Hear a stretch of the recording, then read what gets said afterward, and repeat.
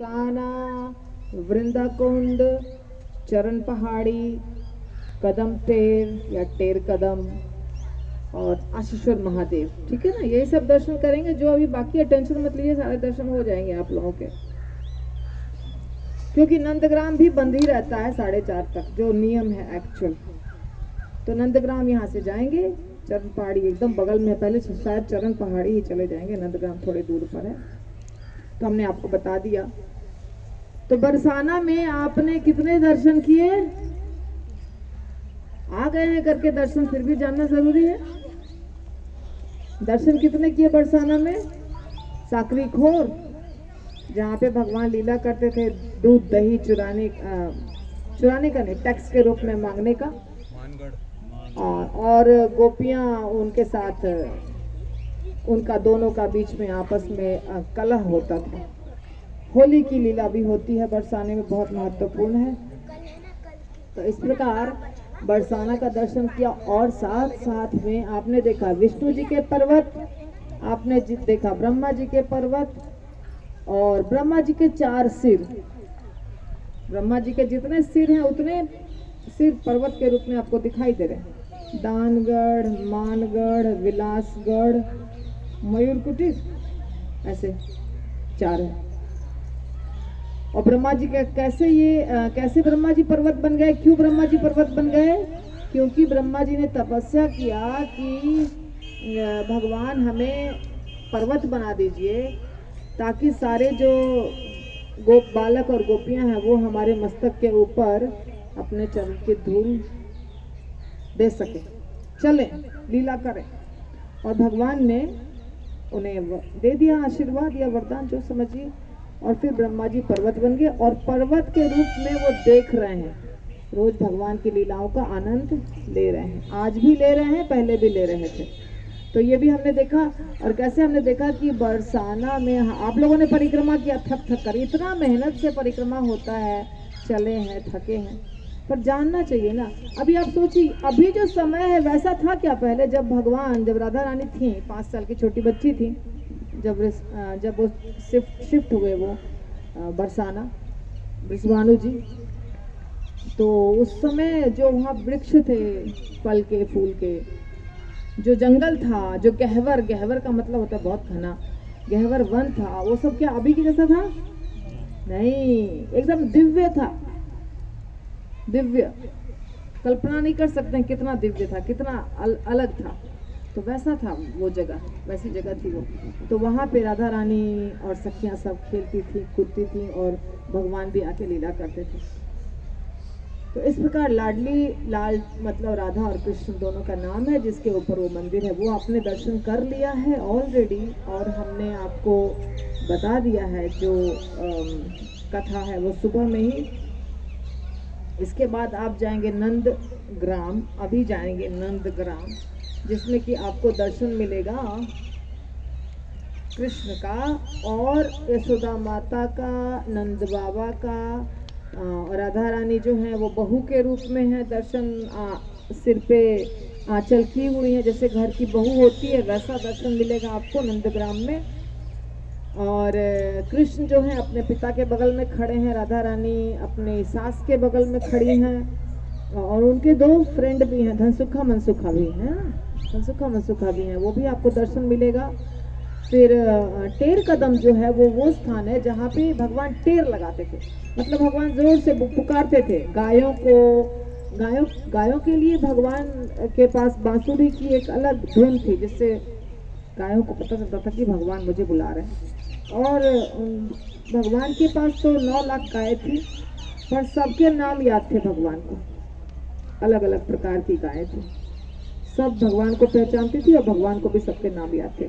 तो टेर लगाते थे, और कदम के वृक्ष पर चढ़कर, वही कदम के वृक्ष का डाल या जो समझिए, उसी से अभी जो वृक्ष दिखता है आपको, उसी से दूसरा वृक्ष बना है, जो आपको दर्शनार्थ भी मिलेगा। और सारी गैया चली आती थी, क्योंकि शाम को गायों को लौटना है,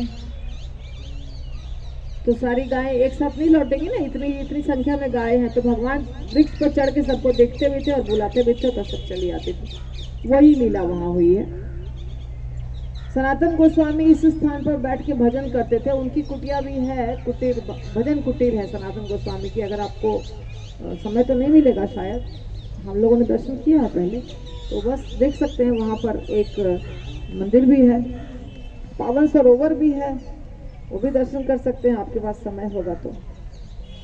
और वृंदा देवी का तो बहुत ही महत्वपूर्ण स्थान है, क्योंकि वृंदा देवी गोलोक धाम में एक लड़की है। वृंदा वो पौधा नहीं है, वो एक लड़की है, जैसे गोपियां होती है ना वैसी। लेकिन राधा रानी ने उनको श्राप दिया, तुम जाओ, बन जाओ, तुम धरती पे जाओ, ऐसा धरती पे आ गई थी। तो ऐसी लीला हो गई कि जिसके कारण वृंदा देवी और उनकी लंबी लीला हुई, जिसमें कि विष्णु भगवान की वो तपस्या कर रही हैं, विष्णु भगवान से विवाह करना चाहती हैं। फिर विष्णु भगवान उनको वरदान, ब्रह्मा जी आते हैं, उनको मदद करते हैं विवाह करने के लिए। फिर विष्णु भगवान उनके तपस्या से प्रसन्न होते हैं और वो तो उनका विवाह शंखचूड़ा नामक एक व्यक्ति से होता है। और बाद में शिव जी के साथ युद्ध होता है शंखचूड़ा का। ऐसी बहुत लंबी कहानी है। फिर विष्णु भगवान आते हैं वृंदा देवी के पास। फिर विष्णु भगवान को वृंदा देवी श्राप देती हैं, तो विष्णु भगवान पत्थर बन जाते हैं, जिसको जो कि आपको शालिग्राम शिला के रूप में नेपाल के गंडकी नदी में मिलता है। और खुद वो तुलसी का पौधा बन जाती है। तो जो तुलसी का पौधा आज, तो बाद में तो वृंदा देवी कहती है कि आपने ऐसा क्यों किया भगवान को। तो भगवान कहते हैं कि तुमसे इतना प्रेम है कि जब तक तुम्हारा एक पत्ता नहीं चढ़ेगा भोग में, तब तक मैं भोग ग्रहण नहीं करूंगा। इसीलिए तुलसी माता आपको सिर्फ और सिर्फ विष्णु तत्व के ही भोग में चढ़ाया जाता है। ऐसा नहीं कि तुलसी माता को आप शिव जी के भोग में चढ़ा देंगे, गणपति के भोग में चढ़ा देंगे, वो नहीं चलता है। तुलसी का पत्ता सिर्फ विष्णु भगवान को ही चढ़ता है। विष्णु मतलब विष्णु, राम, कृष्ण सब उनको चढ़ेगा। दूसरे किसी देवी देवता के भोग में तुलसी नहीं पड़ता है। तो वृंदा देवी जो है वो भगवान की लीला को अरेंज भी करती है। वृंदा देवी के पास बहुत सारे तोते हैं। आपको तोते उड़ते हुए दिखाई दे रहे हैं, यहाँ पे देख रहे हैं आप, अभी भी तोते उड़ रहे हैं। ये रिपोर्ट करते हैं, रिपोर्ट। जब राधा और कृष्ण की लीला को अरेंज करना होता है ना, तो वृंदा देवी और पौर्णमासी ये दोनों का एक अलग अलग रोल है, जिसमें कि वृंदा देवी के कंट्रोल में ये सारे तोते होते हैं। और तोते आके बताते हैं कि अभी कुटिला किधर है, जटिला किधर है, राधा कृष्ण को कैसे अभी कहाँ रहना चाहिए, ननद आ रही है कि सास आ रही है कि क्या परेशानी है रास्ते में, वो सब ये रिपोर्ट करते हैं। फिर उसके हिसाब से लीला होती है। और आपने जो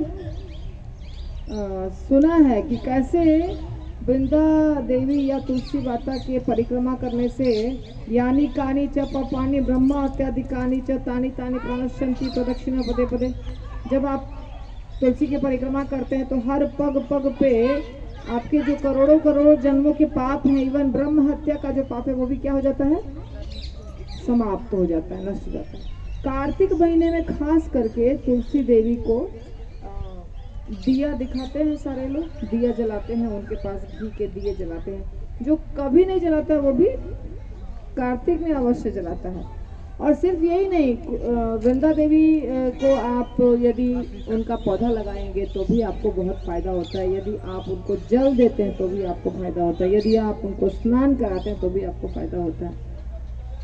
और यदि आप उनके सालिग्राम और तुलसी का विवाह करते हैं तो भी फायदा होता है। तो ऐसे तुलसी माता का बहुत महत्व है कृष्ण भक्ति प्राप्त करने में। कृष्ण भक्ति प्रदायनी या विष्णु भक्ति प्रदायनी, आप कहते हैं ना, वृंदाय तुलसी दिव्याय प्रियाय केशवस्य च कृष्ण भक्ति प्रदायनी सत्यवत्ते नमो नमः। या तो विष्णु भक्ति जो असली मंत्र है उसमें विष्णु भक्ति है, हम लोग कृष्ण भक्ति कहते हैं, क्योंकि कृष्ण भक्ति और विष्णु भक्ति सेम है। तो कृष्ण भक्ति प्राप्त करने में वृंदा देवी का बहुत बड़ा स्थान है, उनका बहुत ज्यादा महत्व है।